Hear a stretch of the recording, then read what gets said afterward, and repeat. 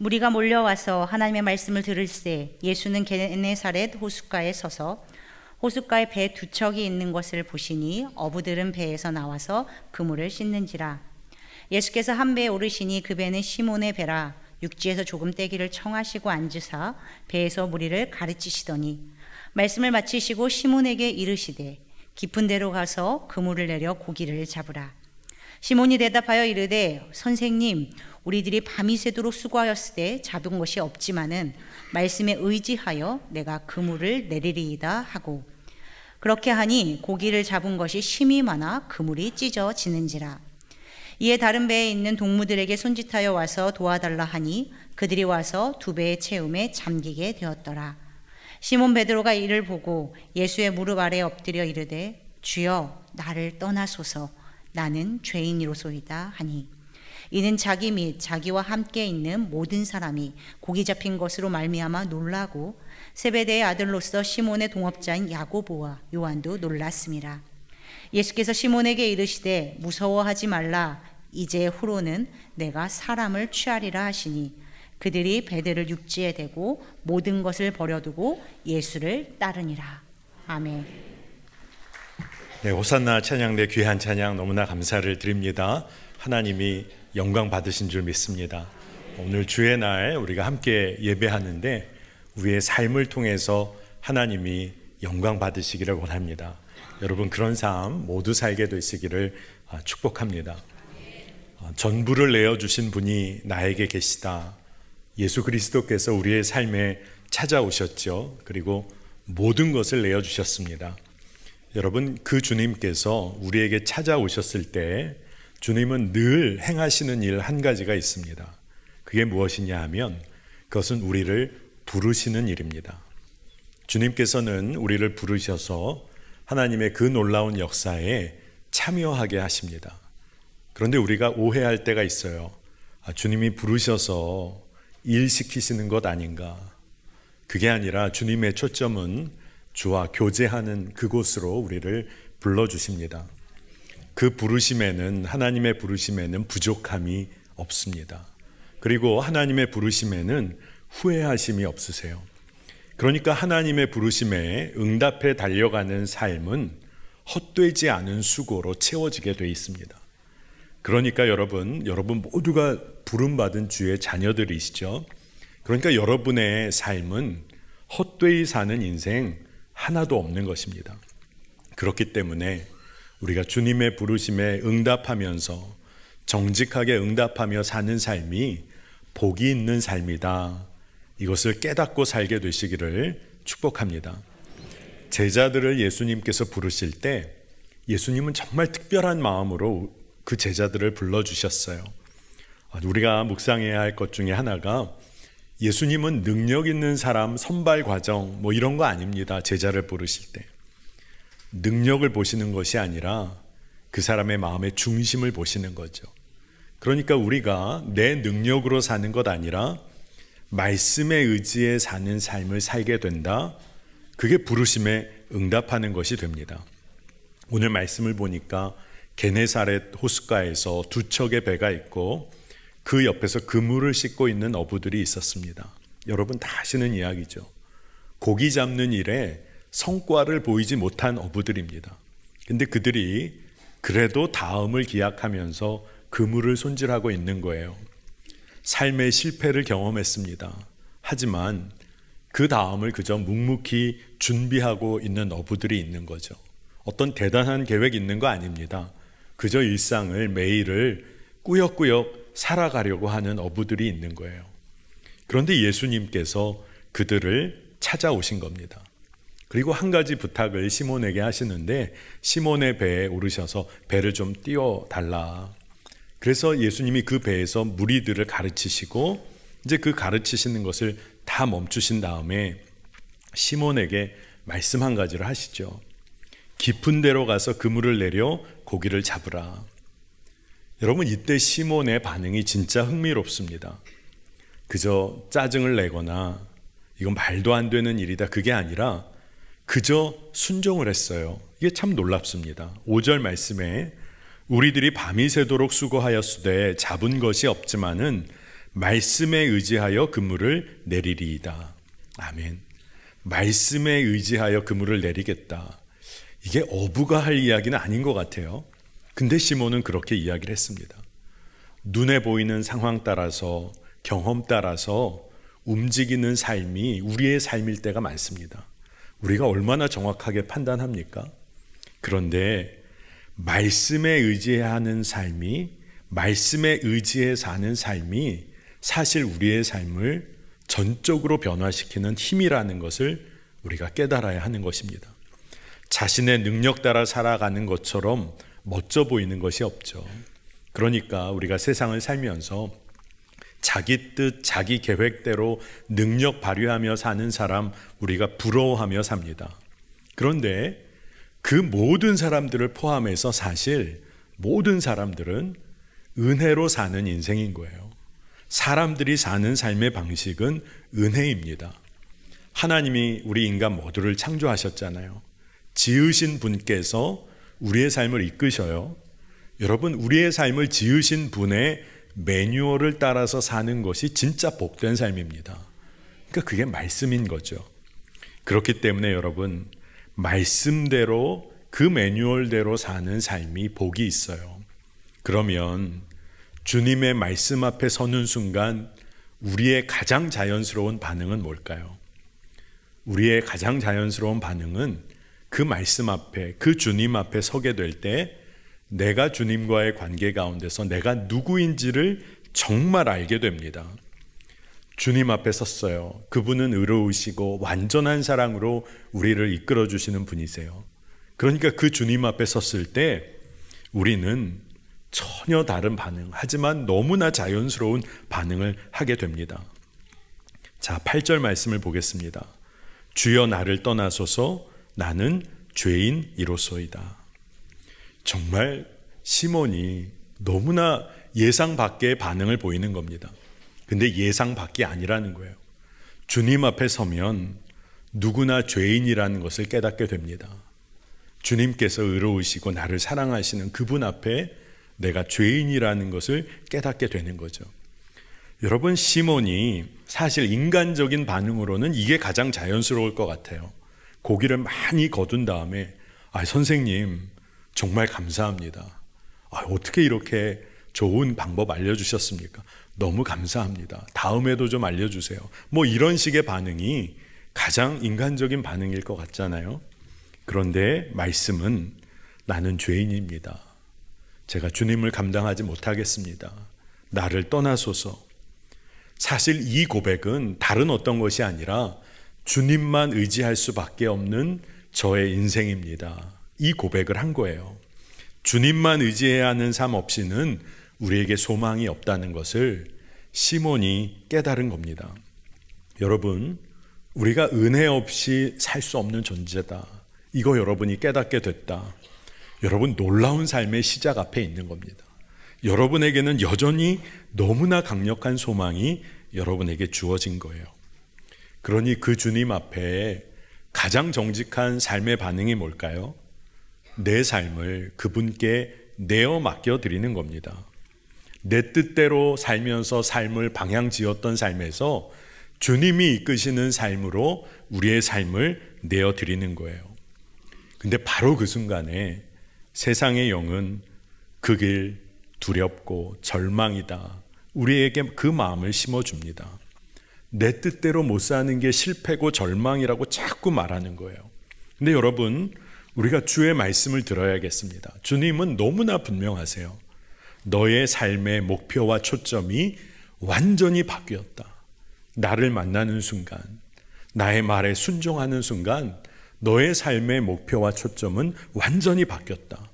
10절에 예수님이 말씀하십니다. 무서워하지 말라.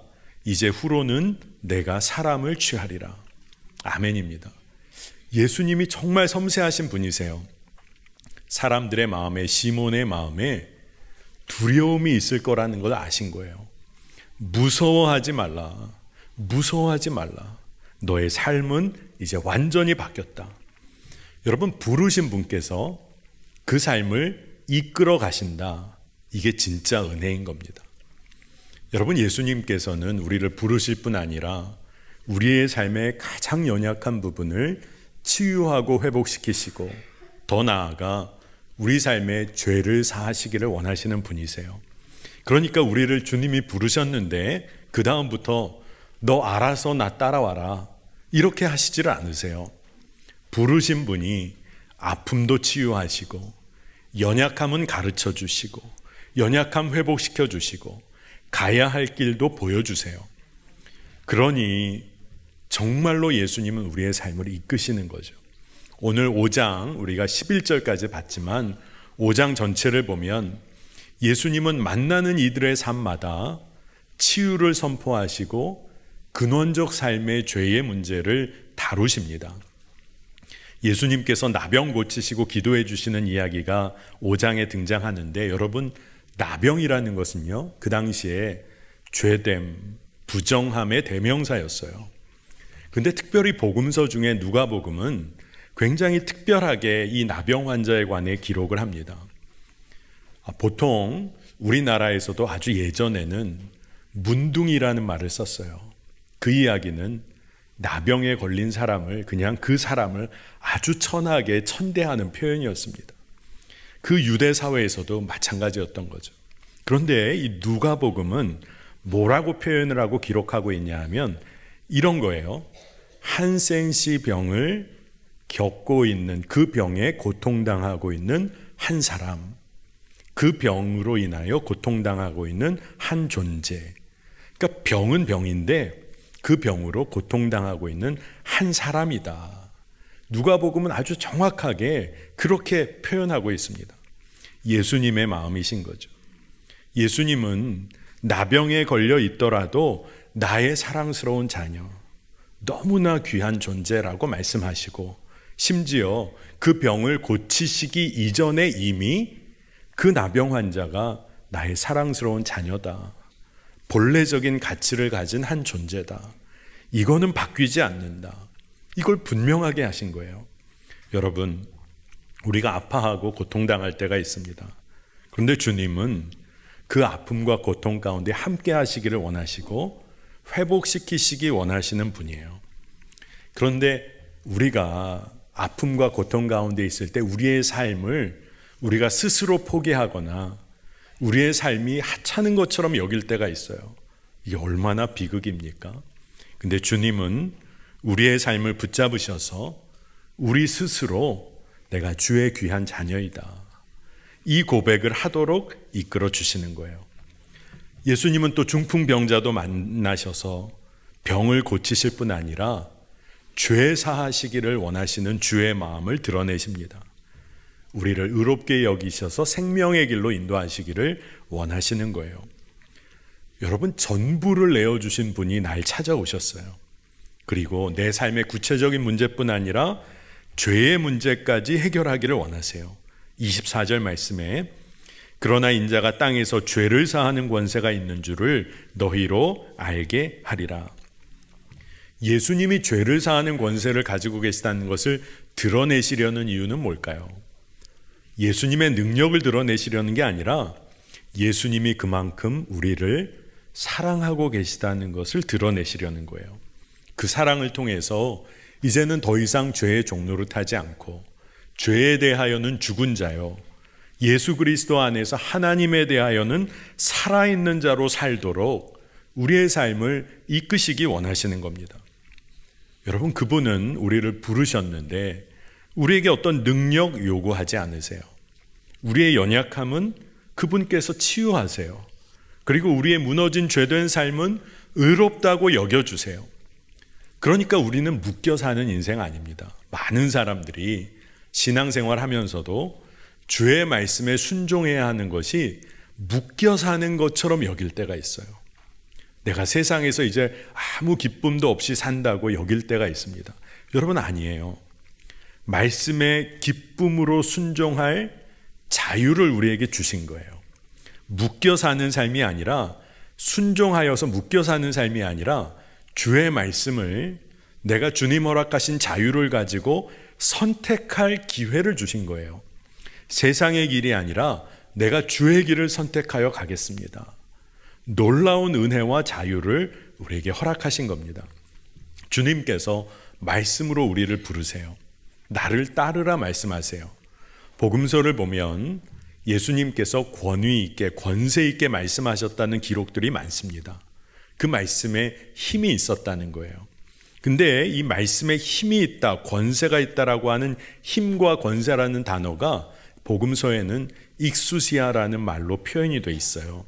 근데 이 말의 어원적인 의미가 out of being, 존재의 근원으로부터, 이런 의미가 있습니다. 그러니까 예수님이 말씀을 하셨는데 권세가 있는 이유는 예수님의 삶의 깊은 곳, 그 마음의 깊은 곳에서 우러나오는 말씀을 예수님이 주시는 거예요. 그러면 아프고 눌리고 고통당하는 이들이 그 말씀을 받고 그들의 삶에 말씀이 힘이 되어서 삶이 완전히 변화되는 역사를 경험하게 되는 겁니다. 그러니까 말씀에 힘이 있다는 것은 변화를 전제하는 거예요. 여러분, 주님의 말씀에 힘이 있습니다. 그러면 여러분이 그 말씀에 정직하게 반응하고 순종하면 어떤 일이 벌어질까요? 여러분의 삶에 주의 뜻대로 전적인 변화가 일어나는 겁니다. 주님은 말씀하시는데 여러분의 정직한 응답을 기다리시는 거예요. 예수님은 분명히 말씀하십니다. 주의 말씀이면 살게 될 거라는 거예요. 주의 말씀이면 회복될 거라는 겁니다. 주의 말씀이면 우리의 삶은 예전과 다른 삶을 살게 되는 겁니다. 여러분, 이 주님께 우리가 정직하게 반응한다는 것은 뭘 말하는 걸까요? 우리를 부르실 때 예수님께서는 너무나 명확하게 부르셨어요. 여러분, 세리 레위의 이야기가 5장에 계속 나오는데 나를 따르라. 너무나 심플하죠. 나를 따르라. 이 부르심에 세리 레위는 어떻게 반응했냐 하면 28절에 그가 모든 것을 버리고 일어나 따르니라. 여러분, 아멘 할 때 마음이 좀 무거우신 분 계시죠? 모든 것을 버리고 해요. 모든 것을. 많은 성도들이 이 이야기에 마음이 막 부담스러워합니다. 여러분, 레위는 어떻게 반응을 이렇게 할 수 있었던 거죠? 정확히 보면 이 말씀은 너 나와 동행하지 않겠니? 이런 말씀인 거예요, 사실. 엄청난 것 포기하고 엄청난 것을 뒤로하는 삶이라고 생각을 먼저 하는데 우리는 사실 그에 앞서서 내가 마음에 가장 우선순위로 두었던 그 초점을 주님께로 옮길 수가 있겠냐는 질문이신 거예요. 그러면 우리가 그 질문 가운데 제가 주님과 함께 하기를 원합니다. 그 마음을 올려드리는 겁니다. 여러분, 우리가 주님과 동행할 때 우리의 마음에는 내가 떠나야만 할 삶의 부분이 아마 생각나실 거예요. 내가 포기하고 멀리해야 할 삶의 부분들이 떠오르실 거예요. 근데 그보다도 더 크게 우리의 마음에 다가와야 하는 것은 내가 주님과 동행하기를 갈망합니다. 그 마음이 사실은 가장 커야 하는 겁니다. 그러면 우리가 주님과 동행하기를 원하는 마음이 너무 크면 모든 것 뒤로 하는 것은 주님이 주시는 기쁨으로 넉넉히 감당할 수가 있는 거예요. 여러분, 그런데 그때 세상의 영은 우리를 참소할 때가 있어요. 우리의 마음에 너가 그런 자격이 있어. 주와 동행할 자격이 있어. 세상 속에서 그렇게 재미 보면서 살았던 네가 그런 자격이 있어. 우리를 참소합니다. 그러나 여러분, 절대 걱정하지 마세요. 그 걱정까지도 주님께 올려드리면 되는 겁니다. 그게 정직한 반응이에요. 우리가 모든 것을 내가 다 초월한 듯이 주님 따르라는 거 아닙니다. 걱정하고 두렵고 마음 흔들리는 일이 있어요. 그런데 내가 주님을 너무 따르고 싶으니까 내가 두렵고 걱정하는 마음도 주께 맡겨드리는 겁니다. 마음을 결정하는 거예요. 내가 주님을 따르고 싶습니다. 내 능력이 있어서 주님 따르는 게 아니라, 능력의 여부가 아니라 내가 주님을 향하여 마음을 정하는 겁니다. 그러면 주님이 이끌어 주세요. 그 마음 받아주시고, 연약함은 돌봐주시고, 부족함은 가르치시고, 죄는 주의 보혈로 덮어주시고, 질그릇의 깨어짐 우리가 인정하며 사는 겁니다. 근데 놀라운 것이 내가 연약하다고 고백해야 주님이 하신 일을 명확히 볼 수 있습니다. 여러분, 내가 연약할수록 주님만 드러나기에 우리가 정말 증거를 붙잡고 살 수 있는 겁니다. 여러분, 예수님의 초대는 너무나 명확해요. 말씀을 보면 얼마나 감사하고 기쁨이 되는지 모릅니다. 32절 말씀인데 이 말씀은 저희가 좀 한 목소리로 봉독하면 좋겠습니다. 함께 읽겠습니다. 내가 의인을 부르러 온 것이 아니요 죄인을 불러 회개시키러 왔노라. 아멘입니다. 여러분, 다 초대 받으셨죠? 여기 우리 다 죄인들이 모였잖아요. 얼마나 기쁜 소식입니까? 날 부르셨네. 나 때문에 오셨네. 여러분, 정말 이 말씀을 우리가 믿음으로 받는다면 기쁨이고 감사인 것입니다. 그래서 오늘 저는 여러분이 진짜 주님의 마음에, 주의 말씀에 정직하게 반응할 수 있는 믿음의 지혜 몇 가지를 좀 나누려고 해요. 첫 번째가, 여러분, 주님의 부르심은 우리 모두에게 있습니다. 그런데 그 부르심은 아주 거창하게 한번 부르시고 마는 게 아니에요. 삶의 매 순간 주님은 우리를 부르십니다. 그러니까 가장 작은 일일지라도 주의 말씀에 반응해 보는 거예요. 아주 가장 작은 결정이라도 주님이 기뻐하시는 대로 한번 결정해 보는 겁니다. 그러면 어제와는 다른 오늘을 맞이하게 돼요. 믿음의 삶은 다른 게 아니라 어제와는 다른, 어제와는 조금 다른 오늘을 믿음으로 사는 겁니다. 그 기쁨을 누리게 되는 거예요. 그리고 두 번째로, 이제는 그렇게 사니 예전에 세상 기준 따라, 세상의 가치 따라 사는 삶 아니라 이제는 하나님 나라의 새 법을 따라 사는 겁니다. 근데 이게 만만치가 않은 거죠. 두려움이 밀려올 때가 있어요. 그러기 때문에 공동체가 필요한 겁니다. 교회가 필요한 거예요. 여러분, 속회가 왜 필요합니까?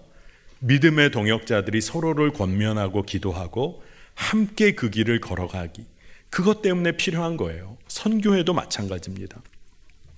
저희 집 아이가 지금은 대학생이지만 저희 집 아이가 중학교 처음 들어갈 때 저희 부부 안에 기도하며 고민이 있었어요. 학교 문제를 어떻게 해야 하나. 그러다가 기독교 대안학교를 보내기로 결정해서 기독교 대안학교에 보냈습니다. 다행히 그 학교가 받아줘서 잘 보낼 수가 있었어요. 그런데 이 학교의 특징 중에 하나가 중1이 되면 매체 단절 기간을 갖습니다. 이 이야기가 뭐냐 하면 미디어를 단절하는 거예요. 여러분, 중1 아이가 인터넷, TV 다 끊고 사는 거 순교하며 사는 겁니다. 거의 그 정도 수준인 거죠. 근데 그렇게 매체 단절 기간을 보낸 다음에는 선생님과 부모와 학생이 일주일에 정해진 시간만큼만 TV나 미디어 사용하기로 서약을 하고 어느 TV, 어느 프로그램 볼지를 다 이렇게 적습니다. 그 시간 안에. 그래서 부모 승인도 받고 선생님도 승인하고 본인도 만족하면 그걸 하는 거예요. 근데 거기까지도 좋은데 이 학교가 학생들이 중1부터 고3까지 이 전화를 사용하지 못하게 합니다. 스마트폰을 가질 수가 없어요. 2G 폰도 못 씁니다. 여러분, 6년 동안 그렇게 산 거예요. 그러니까 집의 문화가 바뀌었습니다. 옛날에 집에 집 전화 딱 하나 있을 때 어떤 일들 벌어졌죠? 여러분들 친구에게 전화할 때 벌써 멘트부터 고민하잖아요. 저 누구 친구 누군데요? 누구 집에 있나요? 어머니 아버지 안녕하세요. 이러면서 전화해야 됐잖아요. 가슴을 졸이고. 연애하셨던 분들은 더 마음 졸이셨죠. 저 누구 사귀는 누굽니다. 다 소개하고 전화 겨우 했잖아요. 근데 그 일이 저희 집에 벌어진 겁니다. 제가 전화 받으면 집 전화, 저기 친구가 얘기를 하는 거예요. 저 누구 친구 누군데요? 아이 누구 친구 있습니까? 그러면서 집에 아이가 생활하는 거, 다 부모가 생활하는 거 서로 공유가 되더라고요. 그리고 또 좋았던 점이 약속은 꼭 지켜야 됐어요. 아이와 어느 곳에 몇 시에 만나자 했는데 요즘은 좀 늦으면 어떻게 합니까? 전화해서 10분만 늦어. 그러면 됩니다. 근데 아이랑 약속했을 때 서로가 약속을 지켜야 돼요. 서로 연락할 방법이 없으니까. 그러면서 6년을 보냈어요. 여러분, 좀 이상한 학교죠. 근데 학칙이 엄하니까 이거 지킬 수 있었을까요? 학교 선생님이 너무 강조하니까 이거 지킬 수 있었을까요? 그게 아니더라고요. 제가 옆에서 살펴보니까 그 학교의 친구들과 선배와 후배들이 다 그렇게 사니까 아이가 그렇게 할 수 있었던 거예요. 여러분, 이게 진짜 지혜입니다.